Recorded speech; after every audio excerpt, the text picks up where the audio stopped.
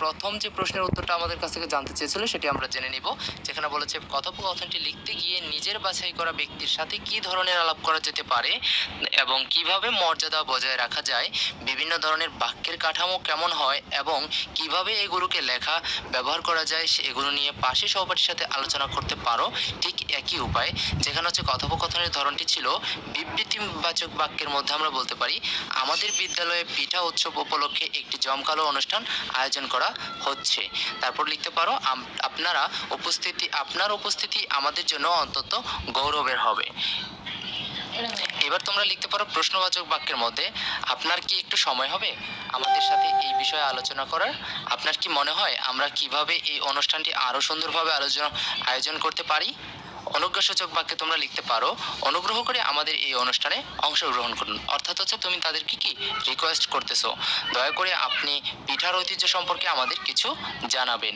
এরপর আবেগসূচক বাক্যটি হবে আপনার বক্তব্য শুনে আমরা অত্যন্ত আনন্দিত হব, আপনার পরামর্শ আমাদের জন্য খুবই মূল্যবান। দ্বিতীয় প্রশ্নের উত্তরে তোমরা লিখতে পারো যে নমুনা কথোপকথনটি লেখার আগে বৃদ্ধের সাথে আলোচনা করে তুমি কি কি বিষয় জানতে পারলে তার মূল কথা সংক্ষেপে লিখতে হবে।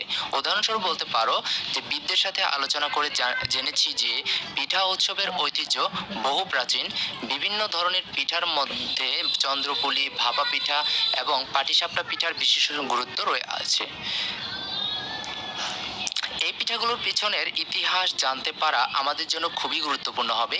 এছাড়াও পিঠার পরিবেশনা এবং প্রস্তুতির সময় প্রাচীন পদ্ধতি অনুসরণ করলে তা দর্শকদের জন্য আরও আকর্ষণীয় হবে। বৃদ্ধের সাথে এই আলোচনা আমাদের পিঠা উৎসবের আয়োজনকে আরও সমৃদ্ধ করবে। কাজ 3, এবার তুমি কিভাবে পরিবেশনায় অংশগ্রহণ করতে চাও তা নিয়ে একটি ছোট্ট অনুচ্ছেদ লিখো।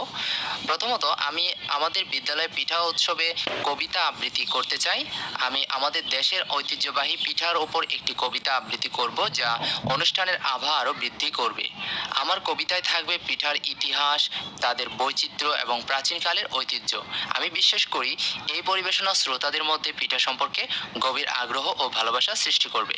প্রমিত ভাষায় আমি উপস্থাপন করব এভাবে, আমার পরিবেশনার সময় আমি প্রমিত ভাষা ব্যবহার করব যাতে শ্রোতারা সহজেই আমার কথা বুঝতে পারে এবং উপভোগ করতে পারে।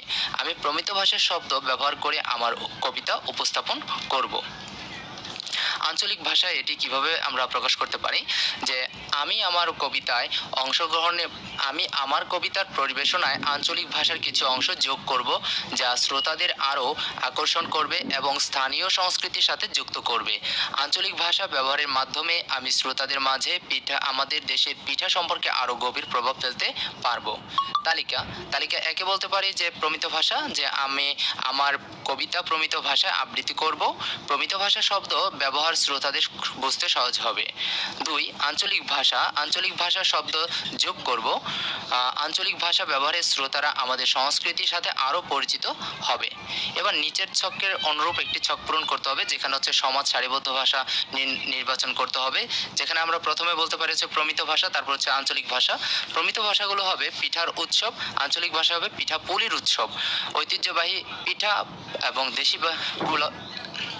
ঐতিহ্যবাহী পিঠা, দেশি পিঠা পুলির, তারপর সংস্কৃতি, আঞ্চলিক সংস্কৃতি। এটি ছিল সমাজ সারিবদ্ধ ভাষার জন্য তোমাদের ছক। এবার নিচের ছকের অনুরূপ আরেকটি ছক পূর্ণ করতে হবে যেটি হচ্ছে সমাজ সারিবদ্ধ ভাষার কারণ। সমাজ সারিবদ্ধ ভাষায় তোমরা লিখতে পারো পিঠার উৎসব। সমাজ সারিবদ্ধ ভাষা ব্যবহারের কারণ হচ্ছে আমাদের পিঠার ঐতিহ্য তুলে ধরার জন্য আমরা এই কথাটা বলতে পারি।